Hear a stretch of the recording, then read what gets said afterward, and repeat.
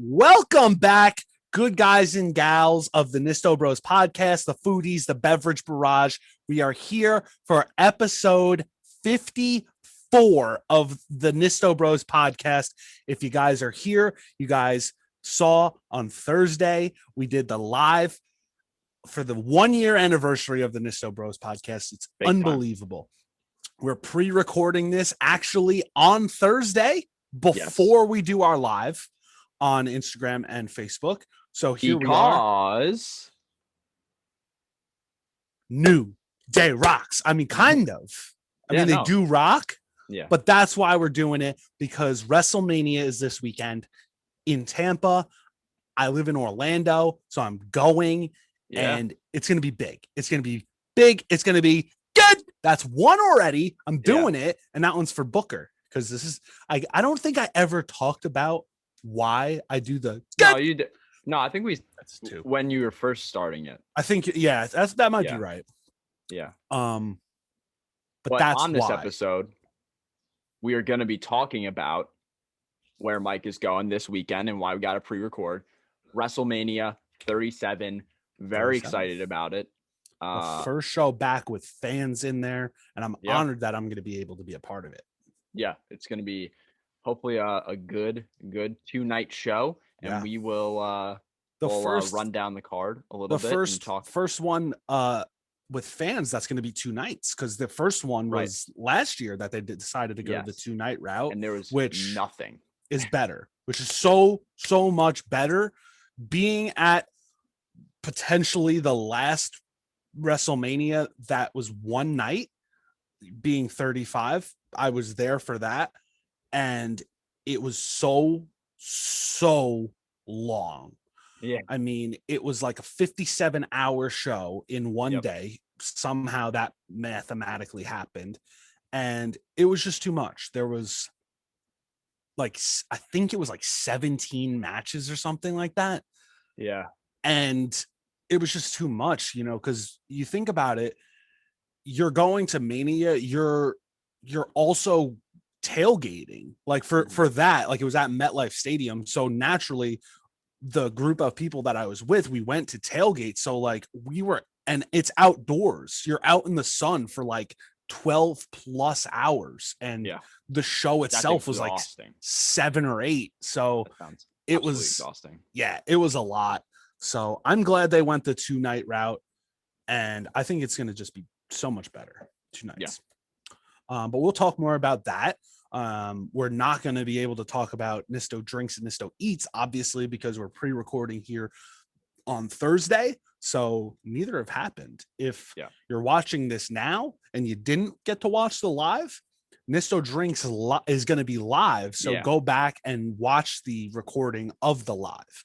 Definitely do that. It will be on the Instagram. I might post it on YouTube also for anyone who wants to see that. But it is going to be a very exciting time. And then also, as Mike said, we'll also be talking. It's going to be the 1 year anniversary special. So we'll talk a little bit about some of our favorite moments from the year and just have a nice chill time on the live and do the Nisto Drinks. And then also check out Nisto Eats yesterday. But happy birthday, shout outs. We're going to get into it now. For today's date. For today. April, if you're listening, April today. Today. Not today for us. Today of listening. Time of posting, if you will. So April 10th. Yes. And we're sticking with the wrestling theme. We're going to say happy birthday to an RIP to Paul Bearer. The, honestly, are you going to do it? I was going to. Yes! I wasn't that good. I know it wasn't that good. No, it was there. It was definitely there. You knew what it was, though. Yes. Probably one of the most famous managers in all of WWE history, and just such an iconic character. You can't think about The Undertaker and Kane without thinking about Paul Bearer and the urn and all that. And he was just such a profound figure. Yeah. His facial expressions were so good. And like you said, probably one of the best, if not the best manager ever in all of wrestling, really. I can remember I was shortly after he had passed. They did, I think, or maybe it was a Mania, actually, believe it or not. Taker had a match, won or something, and they had like the hologram of Paul Bearer, which I Yes, I thought do remember was, that. I think that was at a Mania, I believe so. but that was really nice. It was very touching. And it was done exceptionally well. I thought the Right. hologram was spot on, Taker facing where it was supposed to be. It was just so good. It was so good. But happy birthday to Paul Bearer, and of course, R.I.P. His wait, hold on. Go ahead. His Go real ahead. name, do we Oh, know? yes, true. It's something Moody. I remember his last name is Moody. Oh boy. So I don't know where we want to go with this. Do we want to even guess, I or you just want me honestly, to I don't say it? even. I don't even know. I don't even know All right, what it would I'll be. just say it. I didn't even know that much that it was Moody. All right, ready? So It's ready. William Alvin Moody. He went by Bill, though, it says. Went by Bill. Bill Interesting. Alvin Moody. That's a pretty good name. I like that name. I like it. It's a pretty nice name. Yeah. My favorite. I'm gonna say it before we continue. We're matching. This wasn't planned. Yes. This is just how it happened. We're both wearing the Nisto Drink shirts. We both have Nisto Drinks mugs. We're just decked out because we're preparing for the live that we're doing after pre-recorded. We're fired up. I know I am. I'm double fisting because I got caffeine here, and now Oh, he's juiced up. I'm juiced. I am juiced up. Okay, because I'm shooting a shot again. I'm moving on, Bang, and I'm moving on, Rain. This one's got great potential. Shout out to my friend Jen, who recommended Ghost Energy Drink. You dig? Sour Patch, blue raspberry. Delish. Okay? Might need to get that on episode of Nisto Drinks, eh? Gonna have to get this on a Nisto Drinks. I almost did a Nisto Drinks myself on this. I'm telling you, this stuff, good. That's 3 now. And he's working it back up. It's big time. Ghost, I'm gonna say it. Ghost is working with us. It's in the process. All right. So stay tuned for that. Huh? And also, but we're also both the Nisto out. Drinks, the merch. Both decked out. Check out both the link in the description. Use code Nisto Ships for free shipping. Get a mug, get a mask, get a shirt, get a long sleeve shirt, get a onesie. All right. Get it all. Okay. Yeah. Stickers. I have stickers on my laptop. Can't see, but yeah, they're there. Yeah. Anyway, my favorite birthday of all time. That's a bit of a stretch there. I would say not yours. My own. I was going to say my own would probably be. I cannot guess this person's middle name because I know it. Okay. It wouldn't be fair to you. Yep. Because I assume that actually. Yes, the Lord and Savior of Rangers hockey and just hockey in general, my favorite player ever of all time, Sean Avery, the king. I know Sam is going to love to hear it. Sam knows she shares the love for Sean Avery. I miss Sean Avery. Sam and I were talking about it the other day that there's just no more. There's no players like him in the league anymore. There's just no like get under your skin kind of guy besides like Brad Marchand, but like everyone hates him, but that's what he wants to do. You know what I mean? So Sean Avery did it best. He was such a pest and I loved it before, during, and after with the Rangers. Love his antics. And I love that man. I don't think I have anything else to say. Boy. What's the middle name? You want to even guess? Because I know it. You could guess. You could fact check me if you want, but I know I'm right. I'm not even going to guess. What is it? Christopher. Sean Christopher Avery. That's a good name. Sure I'm going to check how old. He's turning 41. I also told you that. Yeah. He could still play. Probably could. He's in fantabulous shape. And fantabulous, I don't even think is a word, but you don't need real words when you're describing the greatness of Sean Avery. Speaking of greatness. big time greatness coming exuding from this other sports legend, John Madden. Excuse me. Obviously famous football coach, and then went on to the commentating and the games, The obviously. games. Yeah, very. Yeah. I mean, that's probably his biggest legacy at this point, Oh at yeah. least for I our think generation, yeah, because the I don't longevity remember. of it. Yeah, and it's still called Madden every year. It's never Yeah. strayed away from that, and it's just so synonymous, like with the game of football. I feel like, Yeah. for a lot of people. So happy birthday to John Madden. Got anything else to say, or we want to go straight to the I middle mean, name? he's just what can you say? I mean, he's just like one of the best things that I think happened to football ever. Yeah, Just, best because he's just done so much to it. Like you said, he was a fantastic coach.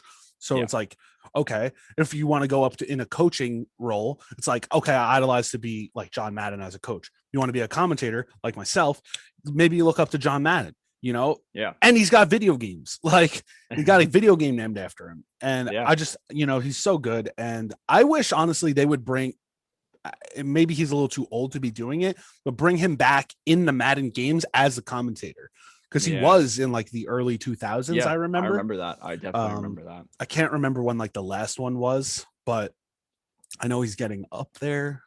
Well, we'll Um, see. We'll I'm fact check the age. pretty sure. I'm pretty sure when we looked, he was 86. Geez. I Yeah, I mean think. that's I asking a lot think. for an 86-year-old to Yeah, I get think. some. I think John Anthony Madden is 86 on Saturday or Okay, today. I'm gonna go with Jonathan. No, I'm gonna go just I think John. it's John. I'm gonna go John Richard Okay. Madden. Just John. I'm not gonna say it, but after I said John Anthony, I had a second guess immediately, and I hope it's wrong. Oh yeah, But go I ahead. I don't think it's right. Uh, go ahead. John Earl Nope. Madden. Nope. We know all about Earl, Earl but sweatshirt. and his Davenport. John Earl Madden is going to be 85 on Oh, Saturday, I was close. or I was at time of close. listening. So It's happy close. birthday to him Happy again. birthday. Definitely very iconic. And also tomorrow, April 11th, is our papa's birthday. Shout Shout out, out, pops. happy birthday to Yeah, him. yeah. How old is he? Jeez. It's 21 again. I guess. I think that's what he would say. I think he just turned 49 for the ninth time. That sounds about right. Yeah. So happy birthday to him. Word. Um Big on the states too. huge. Honestly. Yeah. Go for it. Okay. So the first one on this day in 1912, so over 100 years ago. At least six. At least six, probably over 100 in 1912 on this day. The RMS Titanic set sail from Southampton for her maiden and also final voyage. So the That's Titanic, the the Titanic set sail on this day. And Crazy. yeah, and then a few days later, It was like 4 or 5. We've seen yeah, both. Either the 14th or 15th is when the biggest, it's insane. And I was telling Austin when we were planning for this and we saw this one come up, that was it now. I mean, it's probably like 3 weeks now when my mom was down here for her birthday. There's down here, there's like a Titanic museum that we actually had went to. It was really, really cool. If you're ever down here in the Orlando area, highly recommend. It was very interesting. It was very interesting. And it was cool to see like some of the artifacts that they had found and stuff like that. It was very, very cool. Highly recommend. yes, The other, we have 2 on this days. 1947, Jackie Robinson becomes the first Black player of the 20th century to sign an MLB contract. yeah, It's like it speaks for itself. It's like, what else can you say about the greatness behind Jackie Robinson? I mean, the first Black player ever in the MLB. And then like he's so iconic. You make a movie about him, you retire his number league wide the only one I think in the MLB. Yes. It's just like, it speaks for itself. You know, you Yeah. hear the name Jackie Robinson and you instantly think about baseball. Yeah. And the other thing that I'm assuming it usually is in the beginning of the season, and so I believe it is April 10th is the Jackie Robinson Day. Everyone wears number 42, That's right. That's in true. in honor of him and the the progress that he created in the sport. And I mean, there's tons and tons of great black players to have Yeah. come and go. So none of it would have been possible without Jackie Robinson signing that first contract Just on this day. a pioneer for real. Yes. For sure. Yes, that's a good word for it too. Yeah. All right, here we are. Here we are. So again, this is usually the time where we would talk about our episodes, but we don't have episodes at time of recording. So we're diving in. We're talking about WrestleMania 37, the 2-night card. Yes. And go ahead, Austin. Yeah, I just wanted to also jump in real quick and say, this is earlier in the week. Again, as we said, we're going to be live on Thursday talking about the 1-year anniversary. And on the first episode of the Nisto Bros podcast, if you were around then, if you weren't, go check it out and go watch all other 53 episodes.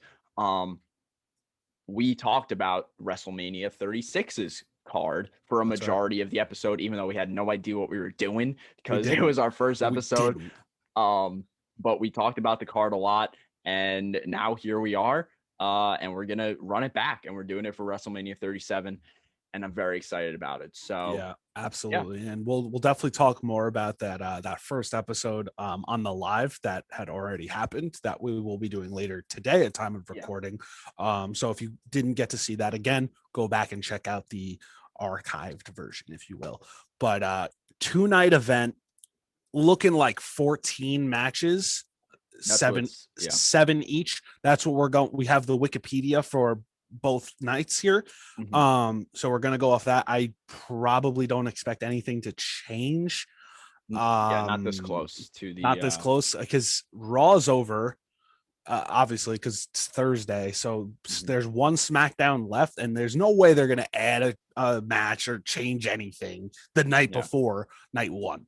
So we're gonna dive into it. We're gonna talk about night one first, not talk about all of it in depth. We'll read through, say what we're looking forward to the most, I think, and maybe a couple predictions here and there. Looking at this night one card, I really, really, really, really want Sasha Banks and Bianca Belair to main event. I don't know if that's going to happen. It should happen. It should be the main event of night one. And if it's not, baloney. I personally think it will be. I think it will be. I hope so.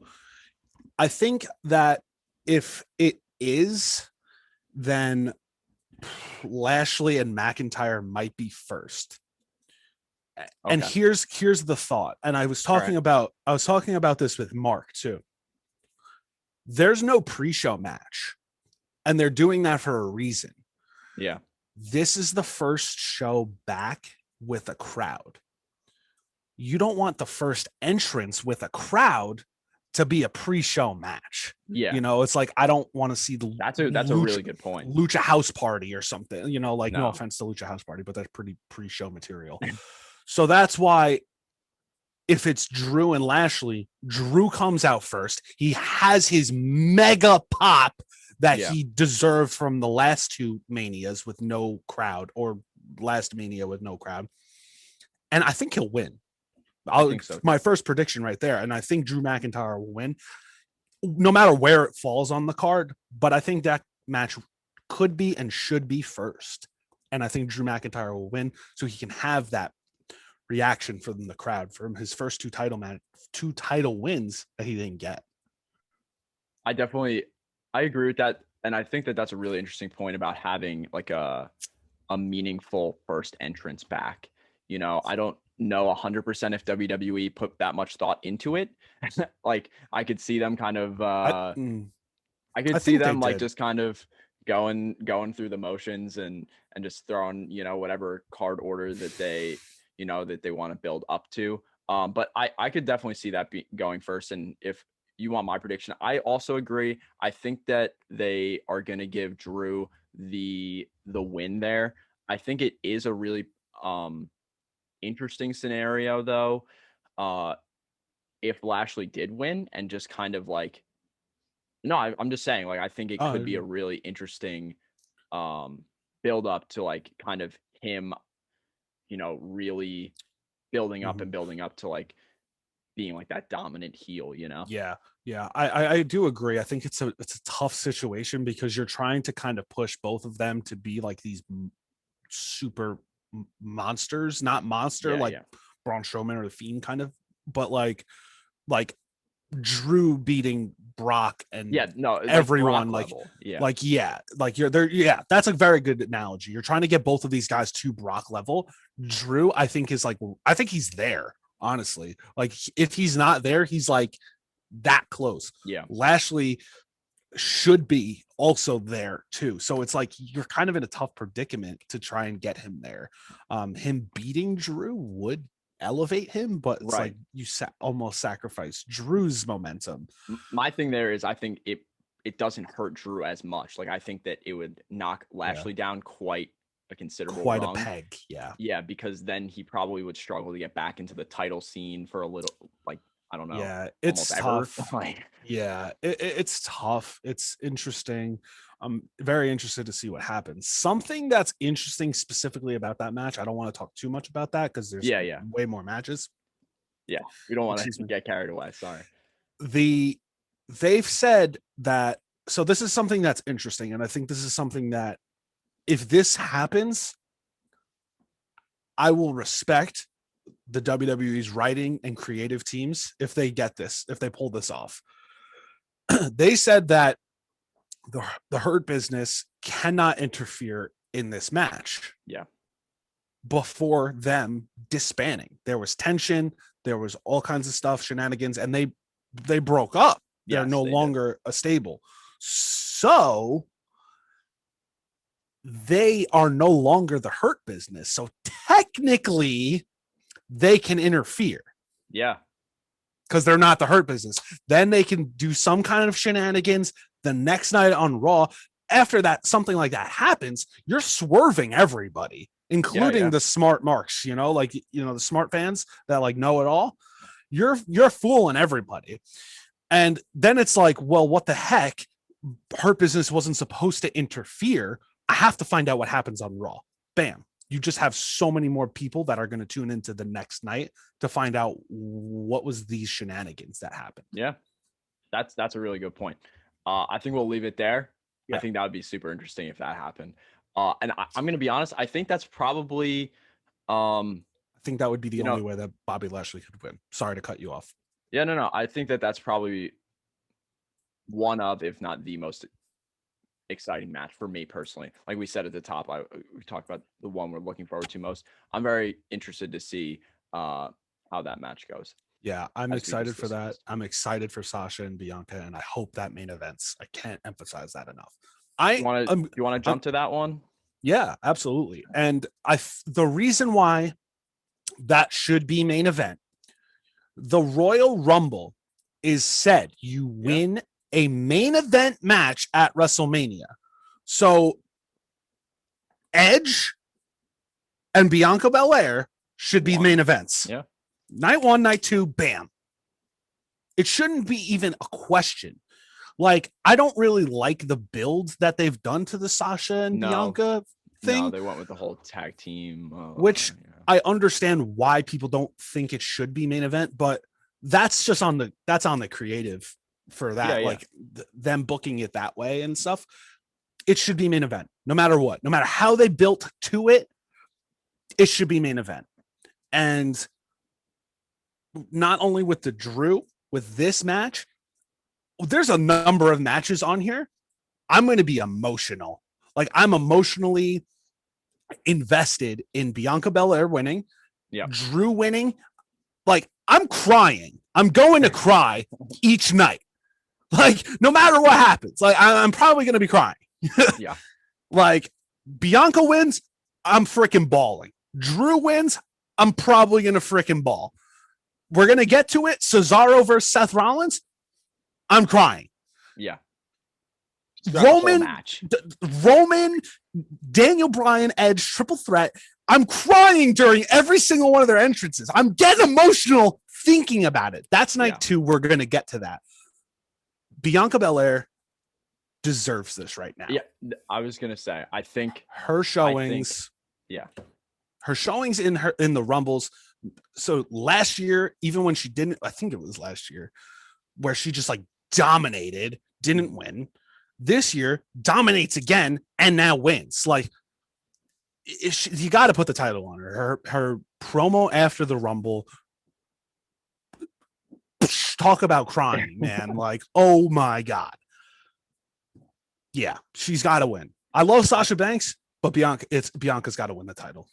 I think so, and I think that it could also, it's a fresh face in a way, to have the title, to push that. I also am agreeing, we talked about before maybe doing like predictions to see who's different, but I'm agreeing again. Yeah. I think Bianca has to win. I think just like you said, there's so much momentum behind her. And also, I also wanted to add, I think, you mentioned, and we'll talk about this next, I think, Cesaro versus Seth Rollins on the card. Also, I think Sasha and Bianca has the chance to be match of the night. Like, just like 100% in terms of everything, all things considered, I think that has the chance, a very good chance, to be match of the night. And even another reason why it should main event, there's so much that goes into it. And I think it should be main event. I think Bianca definitely needs to get the win.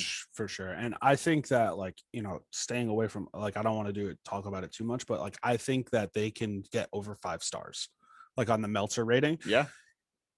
If everything goes well, given time and everything time, which I imagine they would for the women's title, I can't see why they wouldn't. I could see them getting over 5 stars easily. Yeah. Because both of those women could go. Yeah. Yeah, really looking forward to that. Cesaro, Seth Rollins. I think it's. I mean, those are your guys. Those are my boys right there. Those are your absolute guys. It hurts to root against Seth Rollins, but like, I can never not root for Cesaro. Like, I just can't do it. I think, and I hope, of course, that Cesaro wins. And then I'm crying, of course, because WrestleMania moment, like, he had his Andre the Giant thing. But like, this is a singles match. Like, this is big time. And against Seth Rollins, like, I'm ready for it. I'm ready for Seth to get swung around for like at least 6 minutes. Because that's like the whole buildup. It's just like, oh, you'll never swing me again. 22 times. Like, he's gonna get swung more than 22 times, and I'm ready for it. I'm ready for it. I'm ready for him to like swing him into the crowd, so I could just that would be something. That would be crazy. Yeah. But another one, those guys could also have match of the night. Like, I mean, I would say that less on the Sasha line. Bianca. Yeah, I definitely. I mean, in terms of pure wrestling quality, like, those two could just like burn the entire house down. No pun intended, I guess. Damn. I love that he went back to that theme song. Yeah, I didn't really like the other one. Yeah. I mean, we could talk about this forever, but like, I mean, it could be a real pivotal thing if they wanted to do something for Cesaro to like get this win and then obviously push him to the moon. But I mean, they've done it. I think it's like 17 and a half times, give or take, that they've given him this mini push and then just swept it out from under him. Like, which is so frustrating. It feels a little different, or no? I think it does. And I think it goes back to thinking a little. I mean, especially for me, like, I think it goes back to the Elimination Chamber and like that build up. Yeah. Going into the Elimination Chamber, it was like Cesaro or Daniel Bryan are going to win this. It was one of them. Yeah. And I'm still a little upset. I love Daniel Bryan, but I'm like, this is Cesaro's chance. He wins this. He's immediately a main eventer. He wins. gets crushed by Roman Reigns, of course, because that was going to happen no matter what. Everybody knows that. Mhm. Then like you just build from that. Like Daniel Bryan could have been in, like Cesaro could have been in Daniel Bryan's shoes. How it planned out, like with this triple threat match now, I'm kind of glad it didn't, because we'll talk about that more for when we get into night 2, but Roman Reigns, Edge, and Daniel Bryan, all of them have emotional stories. Yes, big just time. like to get here where they're at. So yeah, it would have been a little weird. If it was going to be one-on-one, it'd be different. But then what do you do with Edge, who won the Rumble? What do you do with Daniel Bryan? Yeah. It would have been kind of weird, but for sure. Yeah. I think he should have won, but biased. The rest of this card, I'm going to say it, absolute garbage. Yeah, I was gonna say, I think we should, we'll talk about, like, just we'll say what the other matches are, but I think we went into pretty solid depth on those 3 matches. And I think those are definitely the 3 that are really for night 1. Yeah, most intriguing for I night mean, 1. The other ones are, I can't say they're all garbage. There's 2 absolute poo-poos. The other 2 I just kind of don't really care about. Yeah, just like nothing as no. It's like, I can't think of another word. Intriguing is the other thing. Intriguing. The first one, that's hot garbage, and I'm going to try and not go on a tirade, but I think you should just lump them together. Just talk about both. All right, I could do that. And talk about I can't say effery. I'm going to say effery. If you know, you know. Yeah. The first one, it was just recently changed, and it was kind of how we expected it to be. It's a tag match with, why do I even have to say his name? You want me to say it? Go ahead. I don't want to say his name. He's just so gross. It's just, Bad Bunny and Damian disgusting. Priest facing Miz and Morrison. It's ridiculous. The Miz was freaking WWE champion, last month? And now he's facing, I have to not swear, he's facing Bad Bunny. Like, everything about Bad Bunny, I cannot stand. Yeah, I don't like it. I don't like these celebrities coming in. You're taking time away from talent that actually is there every freaking day, working their ass off. And like, yeah, it's a 24/7 title, whatever. It's meant to be a joke. The guy had it for days, like maybe even weeks, going on fucking, oh man, I'm sorry.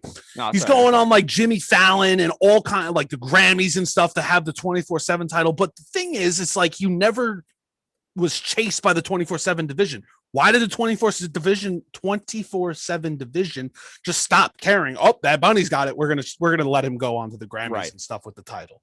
Somebody should have got him at the Grammys. Hello, get him at the Grammys. Jimmy Fallon could have rolled him up or something. I don't even know if he was on Jimmy Fallon, but I'd like to see that.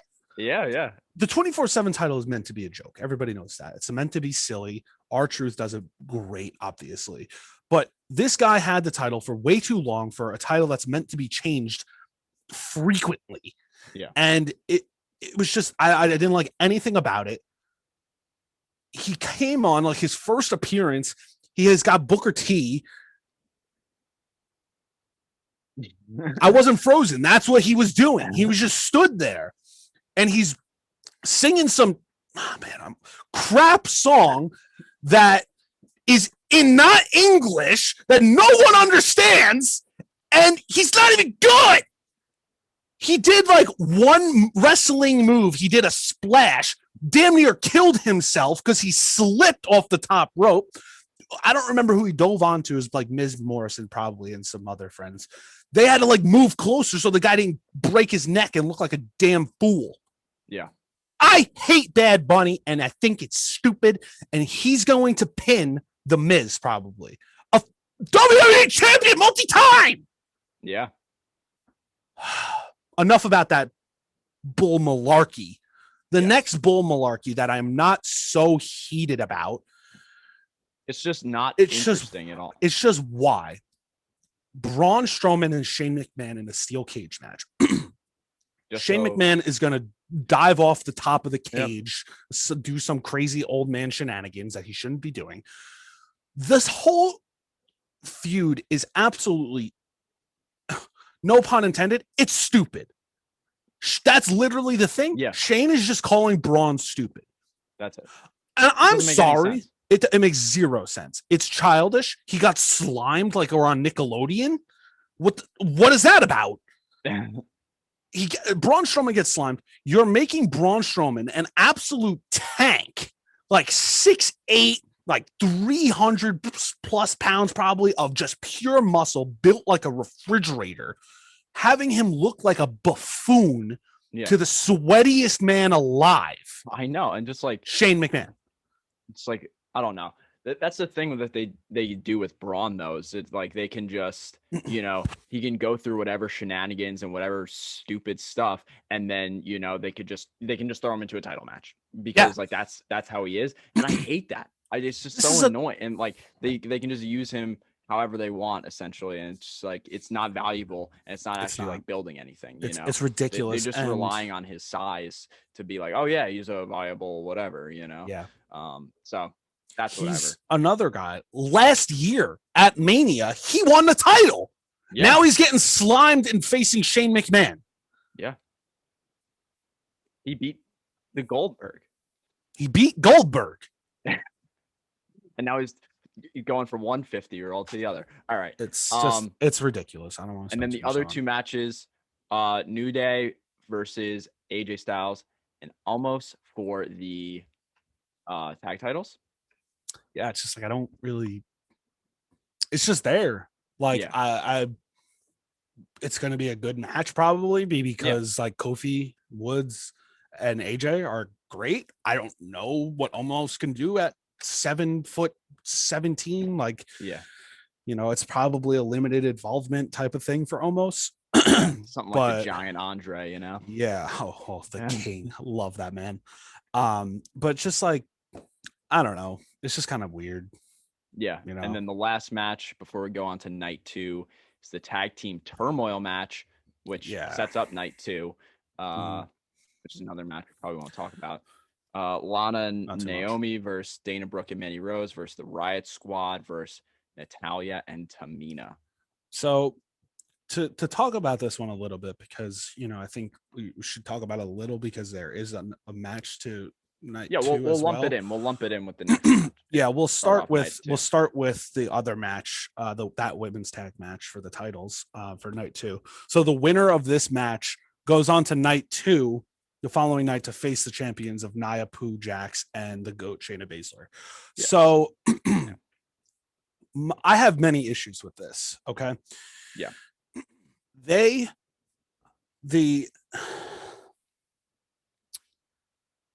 This tag team turmoil match could have been and should have been on SmackDown. Yeah. Winner, same rules apply. Winner faces Nia Jax and Shayna Baszler. Now you don't have this match taking up 2 segments, and then you can have your SmackDown tag titles instead of being on SmackDown. You can have that match on WrestleMania where it belongs. That Fatal 4-Way should be on the WrestleMania card, and it's not fair to those 8 guys because it's a Fatal 4-Way tag match that match is not on the card, and this is taking up 2 spots. I think it's ridiculous. Also, they're not even having the Andre Battle Royal Memorial, I was thinking that. Which makes sense because it's a pre-show match now, and like I said at the top, they don't want the first crowd thing to be pre-show. I get it, I guess, but why even do it on SmackDown then? Hey, make night 2 have a pre-show. Yeah, make night. Honestly, why not have the Memorial night 2? That's a perfect way to still have your tradition of the Andre Memorial Battle Royal. That's a mouthful. Too much caffeine. It should be on night 2 pre-show easily. And the women's tag turmoil should be on SmackDown. It's just not fair to those guys. I also don't see, I don't know if you agree with this, but I don't see any of them beating Nia and Shayna. I think that they're just kind of gonna 100%. That was another thing I was thinking of. You're looking at this and like, I mean, it's known that WWE and tag team wrestling don't get along for whatever reason. I love tag team wrestling when it's done proper. You look at AEW, said it, but look at them. They know how to do it. You're looking at these teams. So 5 teams in total just for this women's shenanigans. Only one of them has a team name. Yeah. So at least for me, it's like, how are you supposed to get behind a team that just go by their singles name? Like some of them, it's like, okay, Edge and Christian. Yeah. That makes sense. But it's like, why am I going to be excited about Lana and Naomi? They make TikToks and shake their ass. Cool. Like as a single guy, do that. Sure. That's great. Come up with a funny, silly name, like the TikTok Queens or some stupid shenanigans. Like, come up with a name. I just don't understand. Like, I don't know. I like team names. Yeah, except when they're, I don't know. When they're bad, okay, maybe not. Sometimes, sometimes that's the thing, is like sometimes it can take away. Like, I don't know. The first thing that came into my brain was like in 20, I don't know, maybe 16 or 15, when they tried to do like all those like mini women's stables, and there was like PCB and Team Bad, Beautiful, and Dangerous. And I'm like, all right. Yeah, see, that one's poo. That one's poo. PCB, but like, and then like the submission sorority, and then that was like, geez, can't do that one. The point is that like you look at this, and literally 3 of these teams in the tag team turmoil, the one that's not named, the 3 that aren't named, like the Riot Squad is the Riot Squad, they're all just kind of thrown together. Like, for sure. The second longest team is Mandy Nia, Rose and Dana. I was going to say even Nia and Shayna is just kind of thrown together. They're just thrown together. They were the classic of like, I hate you too. We're now a team. Like, it worked with Sheamus and Cesaro because they had belters of matches together, and it was booked properly. Mick Foley was then just like, I think, the GM, and it was like, hey, you guys have good matches together. Best of 7. Oh, you tied. Be a team. And like, it was just done well. Them, not so much. Like, they still have beef. Like, they still are like a team winning titles. This is their second reign, I think. And they're still like, I hate you too kind of thing. Like, it's just weird. And I'm a big Shayna Baszler fan. Shayna should be by herself. She should not be with Nia Jax. Nia Jax shouldn't even be near a freaking wrestling ring unless it's the Performance Center. But that's besides the point. Anyway, I do think that whoever wins this tag team turmoil is going to get, Nia and Shayna are going to win. All right, let's move on to the rest of night 2. We I want to go one last thing on that. If you had to pick one of those 4 teams to beat Shayna and Nia Jax, who would it be? That's a good question. I know who I would pick. Dana and Mandy Rose. Yeah? Strictly for Dana. She is a workhorse. Yeah. She is really underrated and underappreciated. And like, her Money in the Bank, like, they made her look like a fool when they almost like took advantage of her because they know she'll do it, because she'll do anything for this company because she loves what she does. I think she deserves it. If not them, believe it or not, I mean, I was gonna say honestly, Tamina. That was the second one. Then I thought like the Riot Squad deserve it too. Honestly, anybody but Lana and Naomi, I think. I said it. Anyone but. All right. Anybody but. Night 2. The butts. Where do you want to go first? Man. I mean, let's get the poop ones out of the way here. We got that women's one out of the way. I mean, there's not really much poo. Okay, there is one poo, and I just saw it, and it shouldn't be poo. But Kevin Owens and Sami Zayn should not have the word poo near it at all. No, but it reads Kevin Owens versus Sami Zayn, parentheses, with poo. And that translates to with Logan Paul. Get the flying fadoodles away from my TV. Yeah. Both of them. Same thing with like Bad Bunny. Like they're just trying to bring in other eyes to, WrestleMania. I get it too. It takes away from like the product, and that's what you were saying before. It just takes away and doesn't really give the people, like you said, day in, day out, who are there, the shine that they deserve. Kevin Owens and Sami Zayn should always be. You don't need someone like that. You don't need anybody to be near that match. You don't. And like, even though that it's been booked, it's been like built up by like a week or two, it's been very short notice. It doesn't matter. They're still Kevin Owens and Sami Zayn. They're going to put on a hell of a show. Logan Paul does not need to be anywhere near this. He doesn't need to be anywhere near the WWE. But I'm also biased because I just don't like him and his brother as human beings. No, they're terrible. They're garbage people, and I don't care. Send this to them. They like to box. I'll fight you. I don't care. I'll probably lose because I'm not in shape. Good for you. But they're pieces of shit human beings. And I curse. I don't care. I'm passionate about it. Yeah. And I don't want to go on too much of a tirade about this because they're not worth my time. What's up with the Nigerian drum fight? Don't know. I think it's just going to be a hardcore match. Okay. Is Big E, the champion, Intercontinental champion, defending against Apollo Crews, this new Apollo Crews with his Nigerian accent. I like heel Apollo Crews. I like it too. And I think. Go ahead. I was just going to say, I think it's like it's a much needed, little change for Apollo. And I think that hopefully.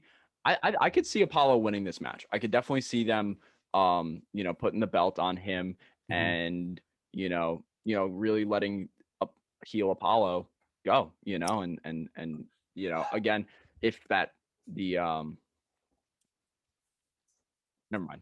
I think it's just a street fight. I think it's just a street fight with a fun name. I agree. I think this heel Apollo was much needed for someone who was just dry, happy baby face for what reason. And like it was just like, how can you get behind him? Like, yeah, you're really, really good, but why do I support you? Because you're smiley and fun. It's like, have some I just bit my tongue. There was no character behind it. And it was just like, why are you happy, smiley, baby face? Like, what's your story? What got you here? Stuff like that. Yeah. And now this well, I'm good Apollo, at wrestling, so right. Yeah. It's like, oh, I'm really athletic and I could do the things. It's like, that's cool. But like, it was just weird. I like the heel Apollo Crews. It's still a little weird because it's like the opposite of what happened with Kofi Kingston. It was like he had an accent, then doesn't. And then he lost. There was a little bit of an explanation with Kofi at that time, but now it's just like the Apollo was like, oh, this is how I actually talk. Yeah, it makes more sense to like lose an accent over time than to randomly pick one up. Yeah. So it was like, I don't know. The first time I saw it, I was like, this is weird. I also felt like that some of his words were like, some of it, like his accent kind of dropped a little bit. It's a little strange. Maybe it's, he needs to work on it more. I don't know if that's how he actually speaks. I don't really know, but I like it. I think they could put on a really great match too. Yeah. Especially with like having the stipulation. With the stipulation, I think it could be a lot of fun.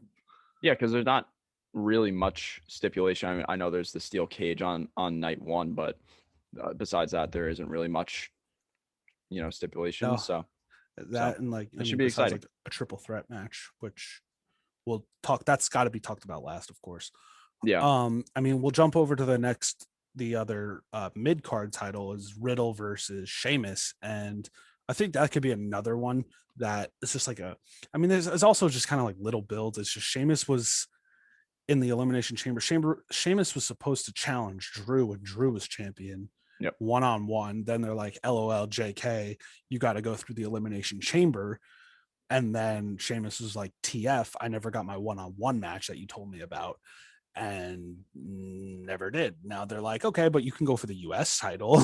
Right. So it's like, it's weird. It's just weird. I think it could be a hard-hitting affair because Sheamus has got that style, and I like that style. Riddle also kind of has that style. Just strictly Riddle in the ring, I like a lot. As a person, maybe not so much, but that's the route that WWE chose. Yeah, and I think it's a little strange because you were just talking about how Sheamus was kind of essentially primed for a world title shot. And now he's here for the mid card. So it's like, it's weird strange. If he loses, because then he's like losing to the mid card, and then how does he get back up to like if Drew wins, potentially going back to facing Drew for the WWE. But then if he is the US champion, then it's weird to do that also. unless he It's loses. it's funny. It's funny Drew. you mentioned that, like him winning, but then also feuding with Drew like he was supposed to. Not only do I agree 100%, it would be super weird for them to go back to that Yeah. after things in between, and then they just go back. Weird. What are your thoughts on double champions? If that was the situation of Sheamus wins the U.S. title, but then gets to feud with Drew that he was supposed to, what do you think about double champions like that? I think it's good when it's done well. And I think that's kind of the test of it. And it is something that they don't do very often, I feel like. Um and when Asuka, it Seth. right. I'm sure there's many other ones, but those Yeah, are the yeah. first two that I thought of in the recent history. Well, I feel like it's a little bit different with like when you said Oscar, like tag team, like when somebody has like the mid card belt and the And the world main title. belt.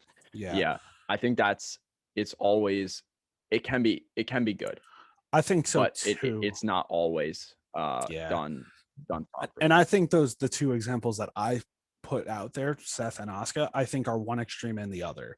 Yeah, Asuka's not good.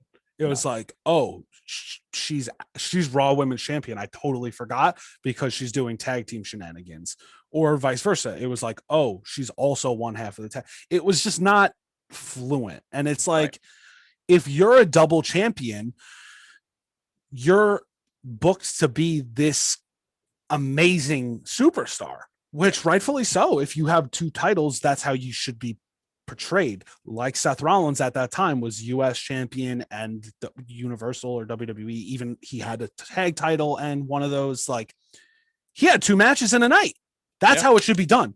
It's like if you're that good to have two titles, you should be expected to defend them both. big time. And then when Asuka had both, it was just kind of like one wasn't even getting booked, and it was just kind Yeah, of lazy booking. yeah.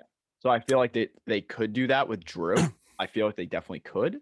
Mhm. But then I don't know, like if they would do like But then how if do they you have would make Drew him a double lose champion, or one? they would if they would just do like Sheamus versus Drew for the WWE. Like they might just do that. Um, Yeah, but then it kind of makes the US title look a little weak, don't you think? no, it does for sure. I'm just saying, like I'm not sure if It could be they like, would go double like the champ.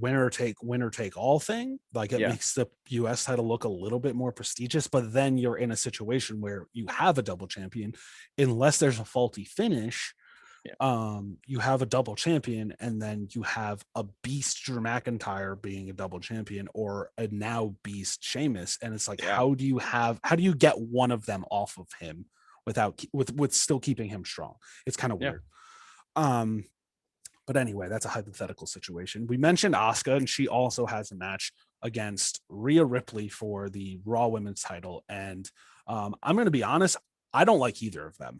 It's But a I know pretty, you don't. I it's know a you pretty don't. unpopular opinion for both. A lot of people like Asuka, and a lot of people like Rhea Ripley. And I just particularly do not care for either of them. Um, that being said, I think there's no doubt that Rhea Ripley wins, but 100%. Yeah. this will probably be the time if I'm feeling hungry, I'm probably going to get a snack for $72 for some nachos or something like that, you know? Yeah, well, that's good. We're running a little long, so I'm Sorry. gonna agree with you on that one. I'm gonna say I think Rhea Ripley goes, and then it's gonna kind of be like, that kind of not new era because they've been around a little bit, but Bianca and Rhea being like, both Yeah. I champions. think, yeah, and That could be they were really the cool. final two in the women's rumble. I think that's going to happen. It has to. And Yeah, Rhea's going to get pushed, and I don't like it, but whatever. We have two matches left to talk about, and one obviously we've mentioned. This other one we're probably also going to blow by, the Fiend with Alexa Bliss versus Randy Orton. It's like whatever. Honestly, me yeah, personally, I love them both. I love the Fiend character. I love the Alexa Bliss demon character. The stuff with Alexa and Randy Orton has been absolutely weird. I don't very really weird. enjoy it. Randy Orton doesn't deserve to be put in a situation like that. I think he's doing well with what he can do, Yeah, but it's still, he's an icon, a legend, future Hall of Famer. He's already a Hall of Famer. Evolution's in the Hall of Fame, aren't they? they are a mystery. Yep. They are a mystery. The line is in the sand. I don't really Um, particularly care for this, really. no, I think it should be interesting what shenanigans they pull out. Obviously, Bray versus Randy was WrestleMania match already. Ooh. And they did some crazy stuff that time too. So it should be interesting to see what they pull out. And that's all I'm gonna say. Yeah, Fiend's coming back. He's gonna win, of course. Like, Yeah. he came back from the dead. He was burned alive. I mean, he's the Undertaker. Anyway, but yeah, Fiend's gonna win. I hope somehow. The last thing I'm gonna say about it, I hope that they could somehow rekindle, no pun intended, the Fiend's character, because I've never liked Bray Wyatt, but the Fiend character got me behind him because I love this creepy character. Yeah. It's just so good. And he's the type of person that could do it. You know, like, you can't have anybody else pull this Fiend character off. Enough about that. Like Sorry, go ahead. I hope that it's able to I don't know what else to use the word rekindle, like really get him back. Reestablish.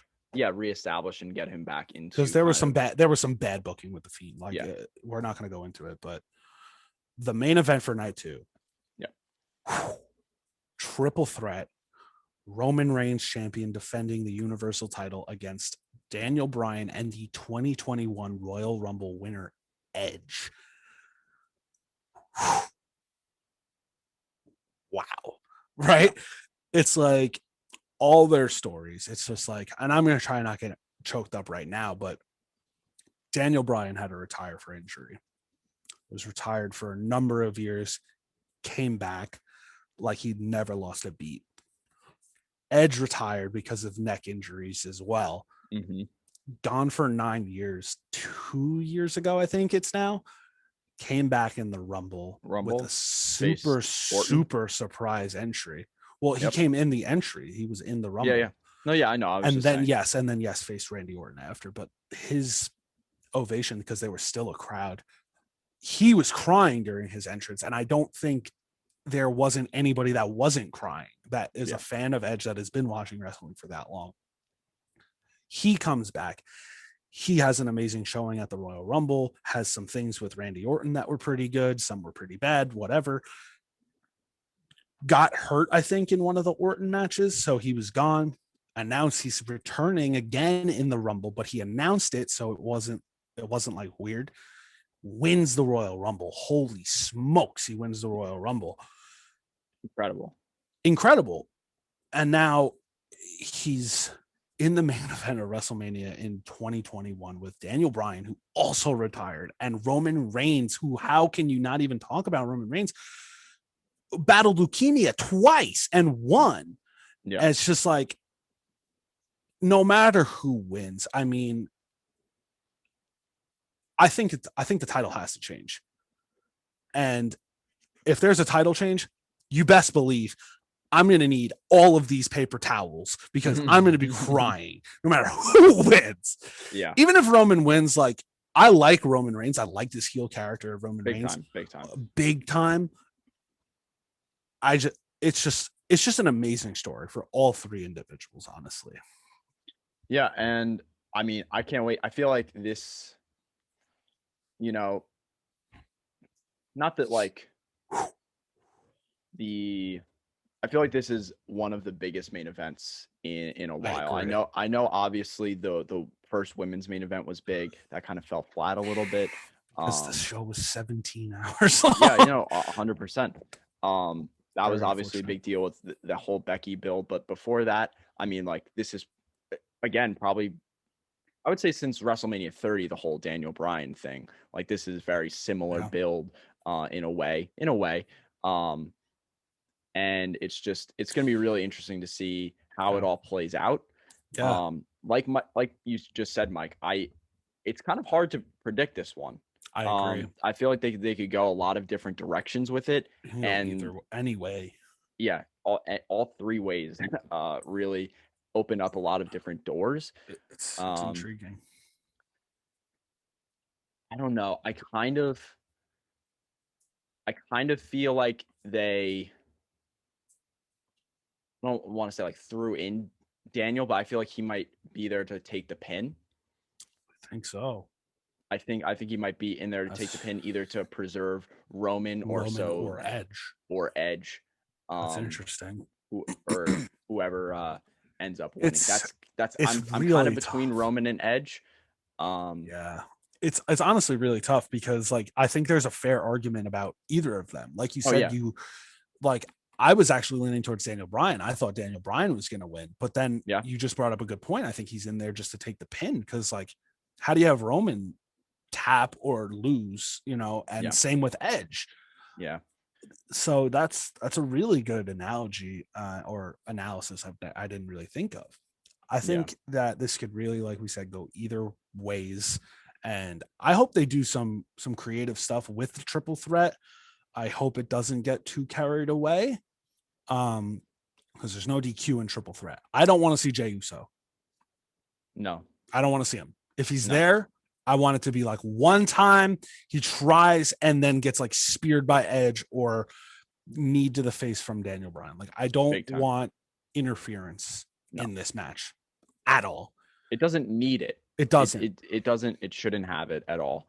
No, Um, not at all. And like it would be a good way to get heat on Roman still, but yeah. like it's not needed, like you said. But Like unless the only way I would say like it's okay, like is like how you said, like if he it's gets nipped in the knocked out bud. right away and then like it elevates the win for Edge or Daniel. Yeah. Like Yeah. I think that the majority of the match, like 99.98, is just them. And then like it's looking bad for Roman. So Jey Uso comes out to try and stop Edge or Bryan winning. And then like maybe Roman is down in the corner. Maybe Roman eats the pin. Edge is getting ready to spear him, or Daniel Bryan's getting ready to do the knee. They're standing in the corner because they both kind of do. Jey Uso comes in because LOL, no DQ, takes the spear and or knee. Then like, that's it for him. That's yeah. it. And then like Roman gets up and then maybe they have a little back and forth and then eventually gets hit with it. I don't know. I'm very curious to see it. It's going to be good. It's going to be really good. Yeah. I mean, I don't even know. What do you want to say, like official predictions? Because obviously we've talked a good amount on about that match. On that match, let's give one final prediction, and then we'll wrap it, I think. And I don't know. This got me super hyped to watch it. Super hyped. I'm super jacked up, and to be there is going to be incredible. Yeah, I mean, Fungal. I don't know because they've hinted that this is Edge's and Daniel Bryan's last WrestleMania. Yeah, I think that one of them is going to win. I think there has to be a title change. I don't think you're going to end WrestleMania with a heel champion, even though it is Roman Reigns. And it's just like, I feel like Roman Reigns has finished. He's the last thing we see on Mania for 17 and a half years, even though I'm I think 32, 33, and 34, all of them. Well, no, he lost 34 to Brock, so never mind. After man, this is F5s. So tough. This is so tough. I think Edge. I'm gonna say Edge. If you were gonna take like 2 more seconds, I was just gonna say Edge. Edge is my pick too. I think that's just it. I think it's the most storybook. It's the most storybook ending that they could do, and I think it would just be an incredible moment that will be looked back upon. I think that's the thing I'm trying to think of is like I think he should win, and I think that Roman should be the one to take the pin. I think that like I like how I said with like the Jey Uso thing, if something like that could happen, because then you can also from that you can have Edge and Daniel Bryan one-on-one. Yeah, you can have Edge and Roman one-on-one. Maybe not so much that, but you have Edge and Daniel Bryan. Daniel Bryan can come out and be like, "Yo, I didn't get pinned." He's been kind of doing this like tweener-ish heely kind of thing. Yeah. So like he could come out and be like, "Hey man, like I was never pinned. Like if you're such a legend, why don't you face me at whatever the next pay-per-view is after Mania?" Yeah. And I would love to see it. For sure. Could be interesting and will be interesting. Definitely. Whew. This is a long epi, but there's a lot of Mania. Hey, it's like I said, it's reminiscent of the first episode a little bit. First episode was quite a slog itself, but it was a little bit lengthy. Yeah, no, this was definitely fun, and like Mike said at the top, 14 matches total. So we were definitely gonna maybe run a little bit long. Same thing like last week with the if you didn't check it out, the baseball draft with Sully. I mean, we both had to make 15 picks. Three of us had to make 15 picks for our teams. So obviously that's take a lot. Some time. Speaking of though, opening day baseball, we got a post of the week. Post of the week to you by our very own. Yeah, so here we are. Here it is. Look at this. So the time of the tweet from me, I smell a walk-off from Soto. Juan Daddy Soto, as I called him last week on the fantasy draft portion of it. Check it out. And yeah, definitely do it. I said going into the ninth, the situation, were they down or it was tied? It was tied at 5, I think. Yeah. It was 5-5. Yes. And I said, I smell a walk-off from Juan Soto. Okay. They come back. They show shenanigans that went down with Will Smith, the pitcher, not the actor, and Juan Soto. And I'm thinking two things. I'm thinking, okay, it's not going to happen again. Or I'm thinking, oh, snap, it's going to happen again. But this tweet was already in the universe. That's it. Also, I got hyped. I put hashtag Natitude and the curly W. You see right there. Yeah. The game goes on. Juan Daddy Soto does it. Gets the walk-off single, double, doesn't matter. Drives in the winning run, a line drive to like right center, right in the gap. Perfect. And I called it. You see it there. You can't see what time it was that I tweeted that, but it was after I posted that. Yeah, 7 minutes. It took 7 minutes for the GOAT to come through. Big time. So this is twice now that I've predicted things correctly. I'm feeling pretty good. Hey, I'm just saying. Poirier, second round, got it right. And it's not like it's a easy prediction. It's not like saying, "Oh, the Fiend's gonna." Neither of those are easy predictions. Yeah, neither of those are easy predictions. Poirier versus McGregor. Yeah, you have a 50-50 chance. If I said who I think is going to win, that's easy. But there's five rounds in a championship fight. Well, I don't think it was for a championship. No, but I think because it was main event. It was the main event. They still do 5 rounds as championship style. So 5 rounds, and I called the winner and the round. Did it. Check. Yeah. I say Juan Soto is going to hit a walk-off. I don't even think he was projected to be third. I think he was third. He was due up third or fourth. But there's 9 guys. There's 9 guys that could hit a walk-off. Again, like I said, it's not a common thing. It's not something that like, oh yeah, like you could say it for any guy that comes up, but to predict the guy, it could have been anyone. It could have been someone before him. It could have been someone, anybody. Could have been before, could have been after.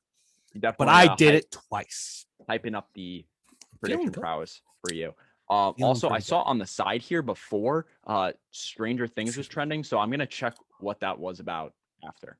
We're gonna have to do that, but it disappeared, so I don't know. I'm gonna look it up. Maybe it's no longer trending.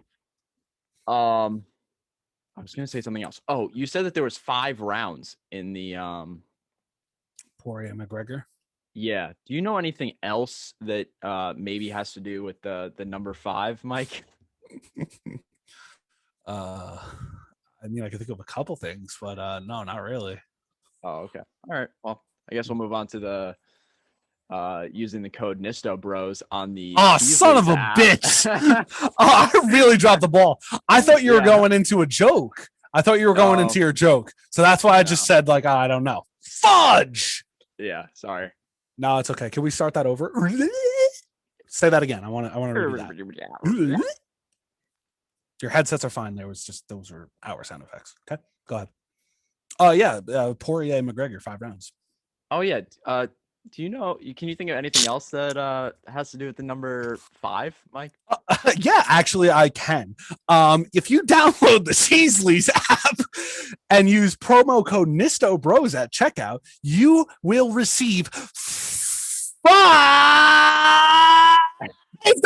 off your order. I was gonna make you hold it. Woo! And I held a different part. $5 off your orders of $25 or more on the Cheesley's app using promo code Nisto Bros. Yeah. That was a bit of a struggle on that one. All right. All right. Cool. Yeah, man. Very cool. I got a question for you since you're talking about 5 rounds and stuff. I was I was watching a documentary about like a coal miner. And I learned something there. Okay. I never knew this. What do you call a retired miner?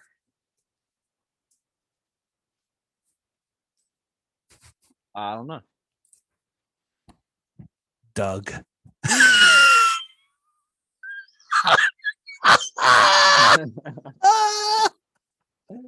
Wow. Oh, I did not see that one coming. that one was left field. Oh, that's man. a good one, man. I like that one too. I'm not gonna lie. That's too much. Yeah, and I was actually looking into I don't know if you knew that they did this, but zombies actually have like bodybuilding competitions. Oh, snap. Yeah, they do. I actually didn't know that. But there was this one zombie, he hurt his back. Oh, that's unfortunate. Yeah, so and the way that this zombie bodybuilder hurt his back, he was deadlifting.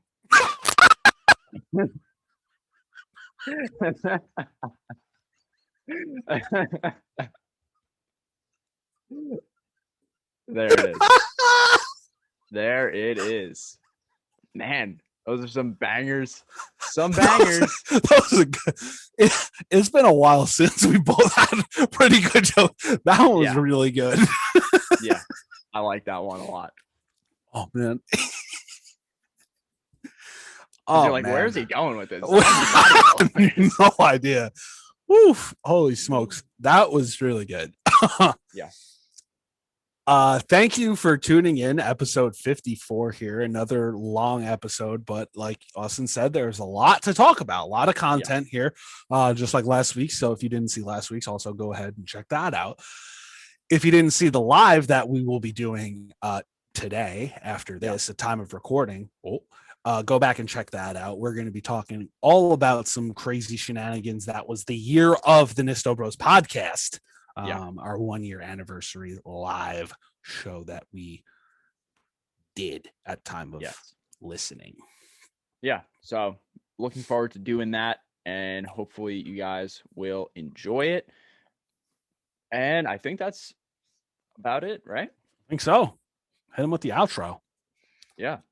Don't forget to check out next week's episode. Not sure what we're doing yet. No idea. All right. I don't know. Do we know? I don't think so. I think we'll talk about that. Do we know? We'll talk about it? We'll talk about it. Do we have something here? No, we don't. No, because we planned all the way through March, and now we got to plan through April. Yeah. So spoiler alert, we plan ahead sometimes. Sometimes we're prepared. Right now, I'm not. Clearly, I'm shook. No one. Too much caffeine. By the way, Ghost. The can's gone. That's empty. But Ghost. Stay tuned for them.